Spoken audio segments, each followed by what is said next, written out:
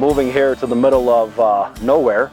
Just want to point out, because I think it's super important for most people in the United States, is that I'm 90 miles from the closest Starbucks. Actually, social distancing has never been a problem for Jackson County. It's a beautiful place to live, but you don't realize how remote it is until you are here alone. If I had a medical emergency, they'd probably find me dead on the floor. But I love it. I love it. I even love the winters, and people think I'm nuts. Looking out the windows every day and the scenery and the sky at night is spectacular. The park itself was established in 1970. We're kind of a unique operation where we have multiple key players. We'll handle the recreation lease, Forest Service handles the logging side, and State Land Board handles the whole thing.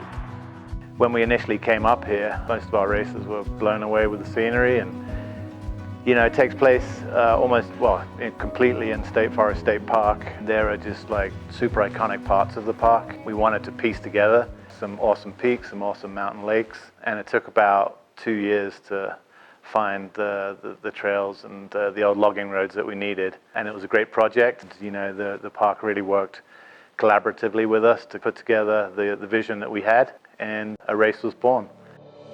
Without fail, every year there's hundreds of trees to cut out.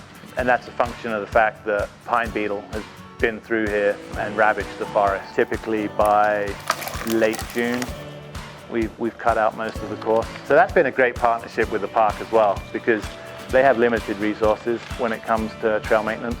So really pitching in and doing our part to work on the trails that we use has been super rewarding. We've been uncertain as to whether or not the race was going to go ahead. It's going to be a unique year. One of the bullet points on the Colorado Department of Public Health is that no more than 10 people per wave. So we have almost 300 runners, which means that we're going to have 30 waves of 10 folks. So it's going to take us just over 2.5 hours to start the race. 3, 2, 1, go! 3, 2, 1, have a great week! See you guys out there! One of the beautiful things about this race is just the variety of terrain. It's a real mountain race in that respect. There is some super steep kind of mountain hoofing. So getting up on North Diamond and 7 Utes, that's real kind of hands on knees, like 30-40% grade type stuff. It's tough. It's a tough 100K. High altitude, tough terrain, lots of bird. This is definitely my welcome to Colorado moment. Welcome to real altitude. I feel fine, but I'm getting my ass kicked at the same time. Woo! Look at that view.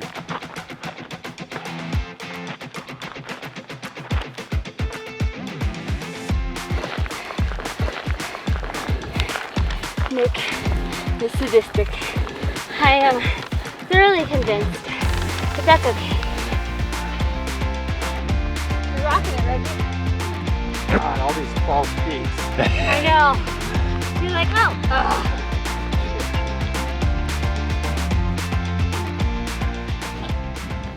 Mother trucker.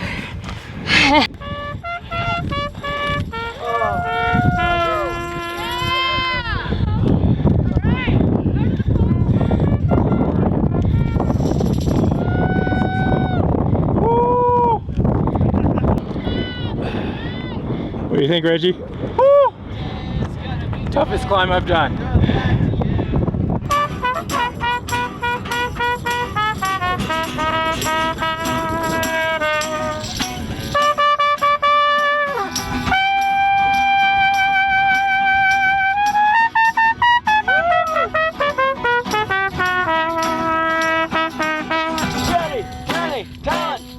We're going with Josh Glenn, please. Hey, all the things that you're trying to find, I'm doing on the other side. In the afterlife, you could be headed for some serious strife. Now you make the scene on 4 columns on the couch. But Bernard, they'll be She's got a baby though, so we gotta do that, you know.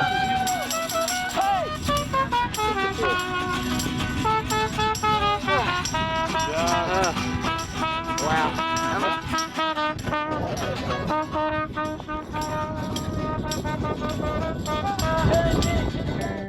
right, we better start running.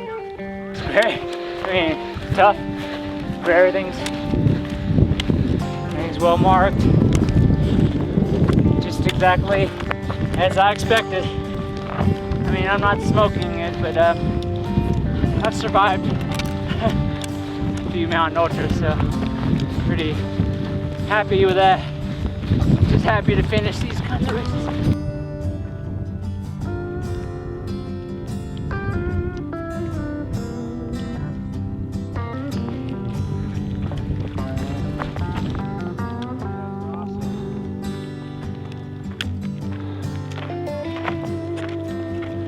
So this year, 2020, is a unique year. We have the coronavirus. We're going to have a full range of options at the aid stations, but a limited menu to simplify things for our volunteers. There'll be no communal bowls for people to pick from. They'll have to tell volunteers what they want, and volunteers will prepare that for them.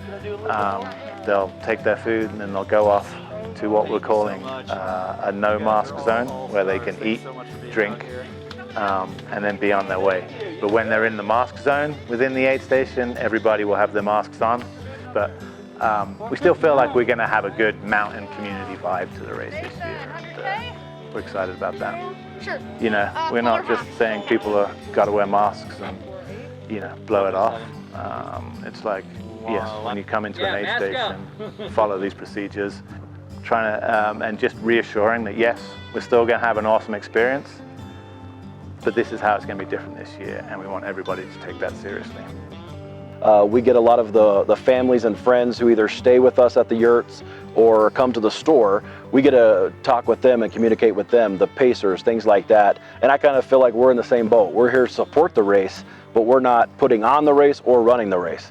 We're more of the logistical side on the back end, which is cool. So I think the yurts kind of add a bonus, not only from physically maybe being a aid station or a water station, but more importantly for the ambiance. So it's kind of unique the way they intertwine and how they have a relationship that most people probably don't think about.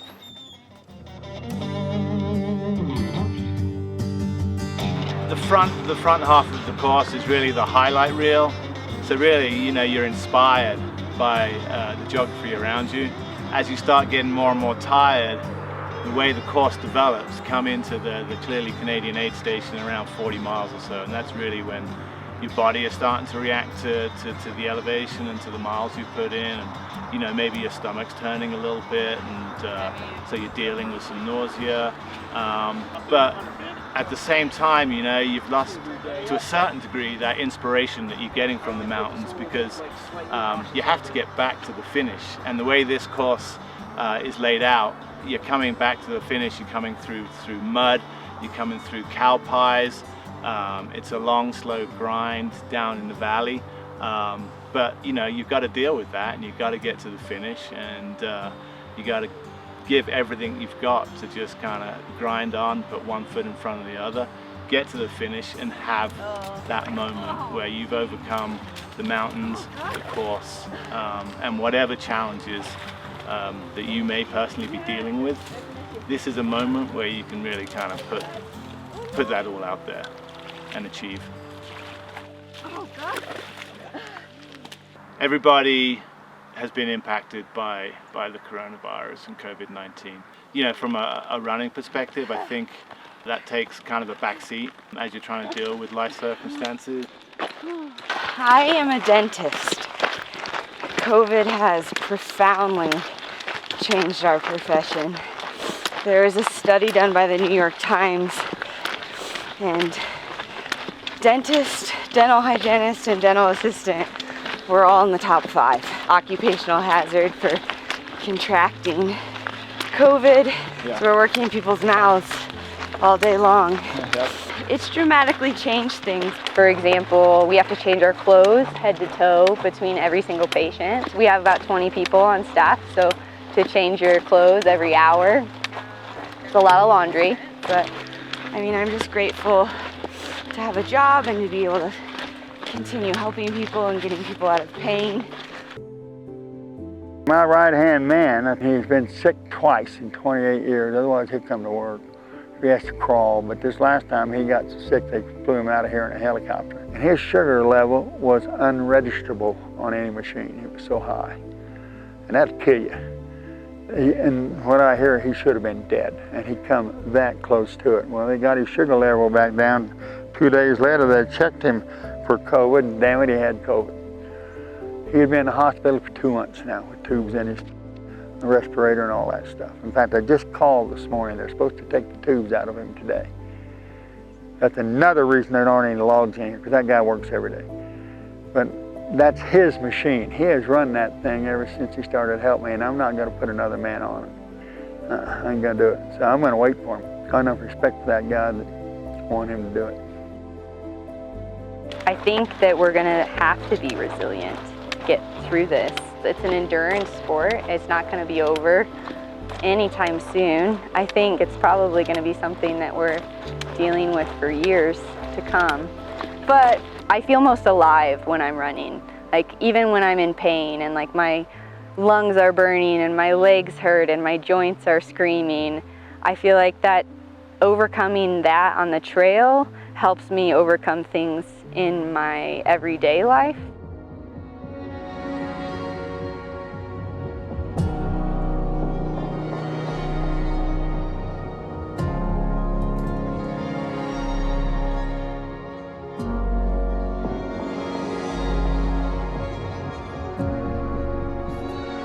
If you noticed anything about TV or whatever, you can see they're having all these tremendous fires because it's relatively dry. And dead trees are just extra fuel for a fire. And then you get a ground fire in that, and the majority of big fires in this area, the one coming up the Poudre Canyon, they never put it out. They let the snow put it out because there were so many dead trees, they were never going to get it put out.